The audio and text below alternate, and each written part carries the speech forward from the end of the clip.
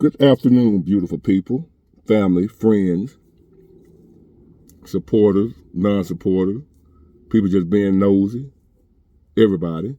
Good afternoon. I am back with another episode, and thank y'all for tuning in. Thank y'all for all the blessings, all the kind words, support, everything you do for me. Thank you. And I have to address this. It's something we've all heard before. You heard the term toxic masculinity. And in our society, American society, we have a lot of young men, young boys growing up without fathers. I was one of them. Growing up without a father. Not only not in the home, but not in their life at all. See, you can still have a father even though he ain't in the home. He can still be in your life. I'm not in the home with my son, but my son is with me right now on the weekend, just about every weekend throughout the week since he was born. Before me and his mama went our separate ways. I was there when he was born in the waiting room. I ain't looked down at her. She don't look. But I was in the delivery room while she was delivering my son. But I was up at the top. I went down at the bottom. They said, don't look. So, from the time he was born until now, I'm with him now. But even though I don't live in the same home with him anymore. But I grew up, and a lot of young men and old men either growing up or grew up without a father in the household or in their life at all. So we learned about being a man a lot of times from the wrong people, if we learn how to be a man at all. A lot of times we depended on people in the street, culture, society, the hood, the gangbangers, or whatever, bad influences, to teach us what a man is or what a man's supposed to be, right? So therefore, that's how we end up today with the term toxic masculinity. That means they've taken masculinity and warped it of what being a masculine man or being a man is, a strong man. Toxic masculinity addresses and teaches a man domination, homophobia, unnecessary aggression,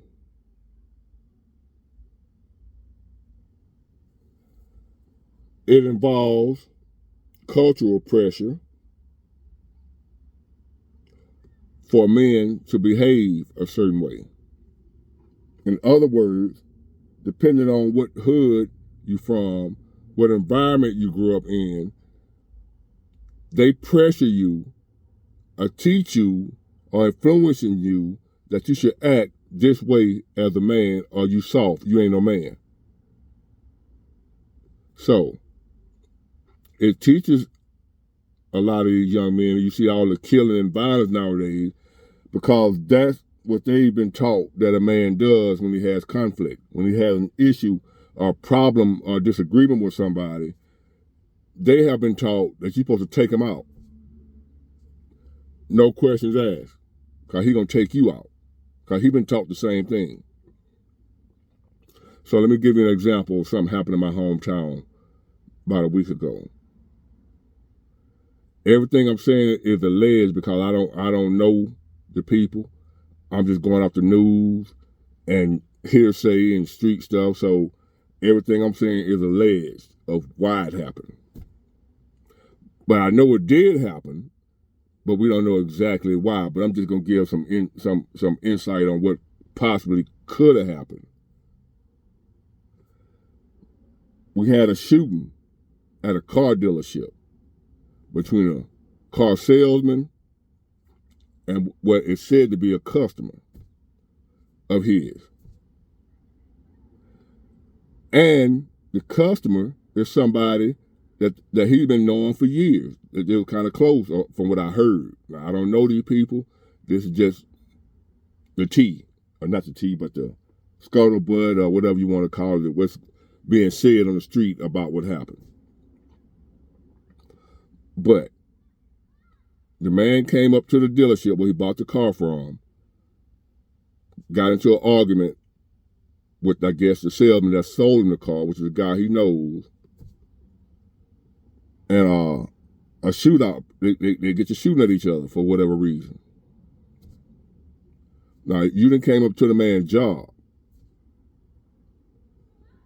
and he may have sold you a lemon. We don't know what happened. I'm just speculating what possibly could have happened that would cause a man to come up to a car dealership and confront the salesman and then have a shootout with him at a car dealership over a car.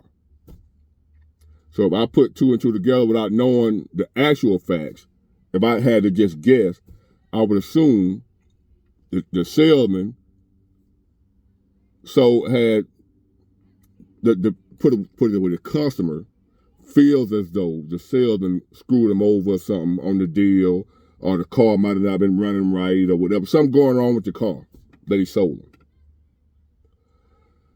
So, toxic masculinity kicks in and says, you got to go up there and show him you ain't no punk.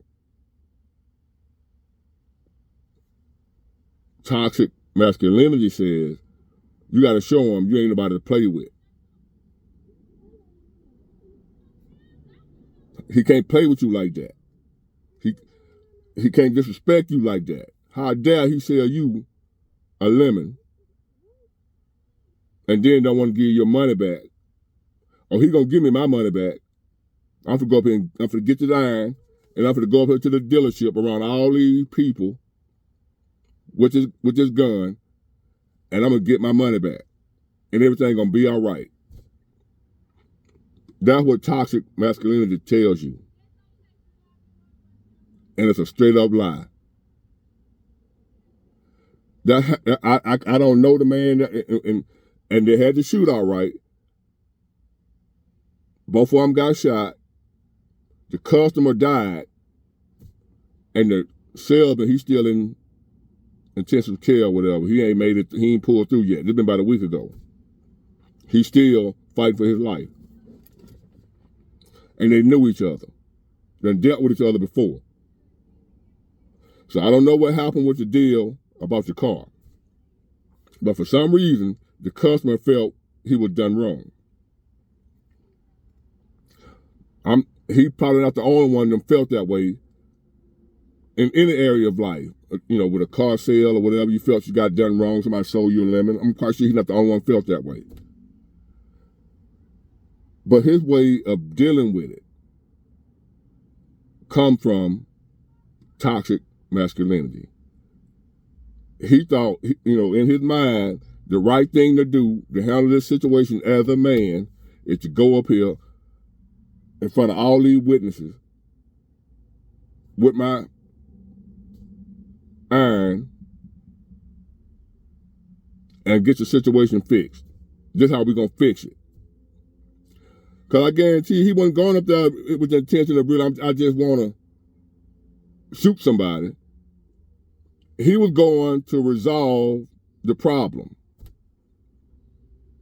To either get his money back or another car. Resolve the problem. That's all, I guarantee that's all in his mind he thinks he's going to do. Been taught wrong for so long that this is the way you handle things when you being somebody that wronged you. This is how you handle it. He thought he was doing the right thing. That's how you're supposed to do it. Because in the hood justice, this is how we do it.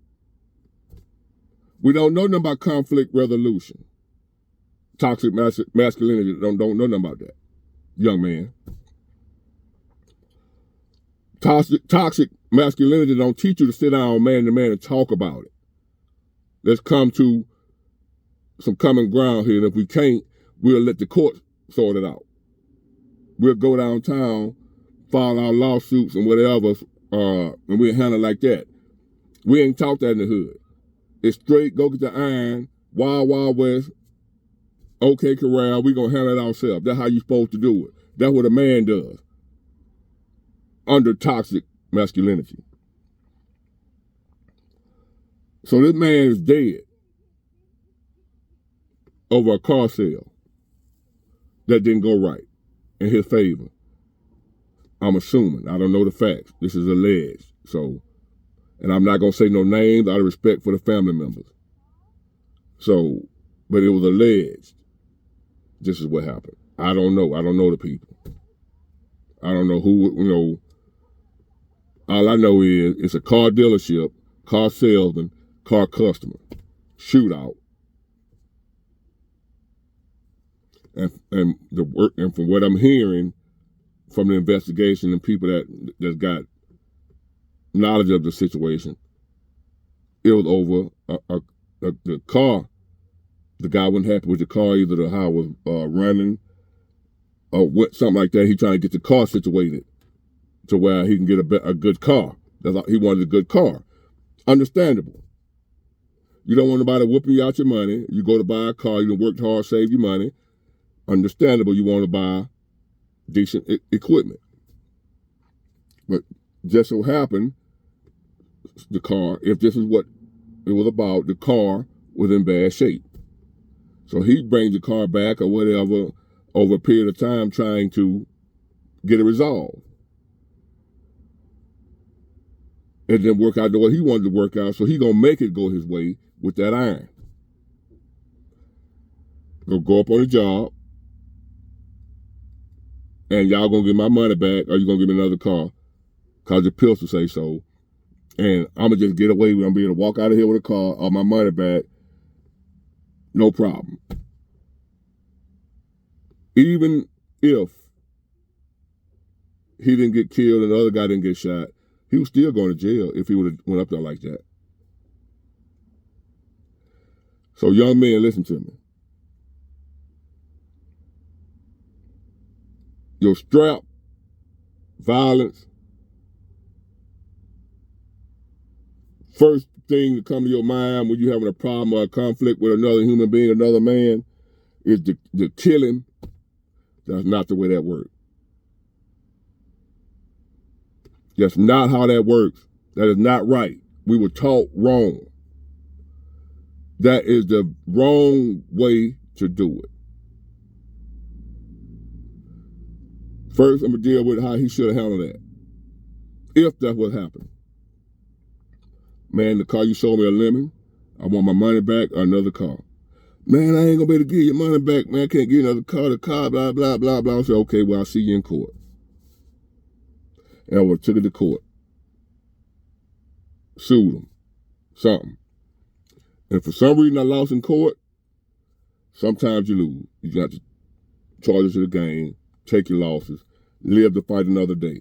If he'd have did it like that, that man would still be alive. If that's, what it was about. It could have been about a woman, I don't know, but from what I'm hearing, it was about a bad car. And he gonna go up there on the job, at the car lot, and he gonna get some justice with his pistol. And the way we were raised and brought up in the hood with the toxic surrounding and environment and the people that were surrounding us, we were taught that that's how you're supposed to handle a conflict. That's why the young boys now, anytime they get into any type of situation, they shoot. No talking. No, let's discuss it. Man to man. We're going to work it out. None of that. Straight aggression. We was taught that's what a man is supposed to do. That's what a man is. In the hood, that's what a man is. Because in the hood,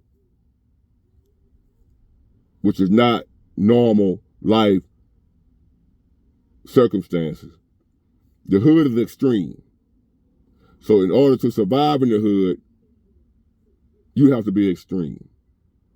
But what I'm trying to get you young men to understand is that is not normal. The hood is not normal. The things you have to do to survive in the hood is not normal.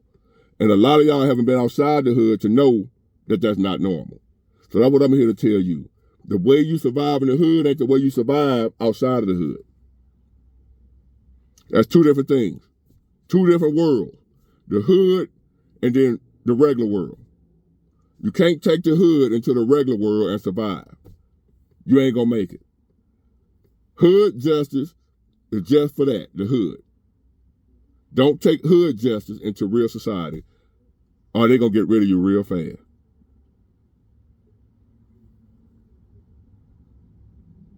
Find somebody, listen to me, or somebody to teach you how to turn that mess off. Being a man, being a masculine ain't about attacking anybody that you have an issue with. Taking them out. That is not being a man or masculinity. Being a man is being able to resolve problems as peacefully as possible with nobody getting hurt. That's manly. That's strong. That's strength.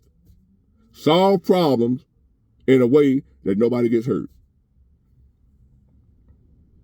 As best you can. Not the first time a problem pop off, you go straight for the iron. That's not manly. That's cowardice. That's fear. I know and I understand because I came up like that, so I know. Be careful out here, young men. Avoid arguments and conflict with other young men because they probably was raised like you and don't know how to handle it, how it's supposed to be handled. So be careful. Beware of toxic masculinity. Being a man ain't about, I'm finna whoop this man, I'm finna kill this man, it ain't about that. Being a man is about being able to survive in any surrounding. Not just the hood. You got to be able to come outside the hood, turn that hood stuff off, and adjust to regular society. And for a lot of us, that is extremely hard to do. I was able to do it, but not many people can. That's why a lot of young boys come outside the hood, crash and burn. Because they can't adjust to everyday society.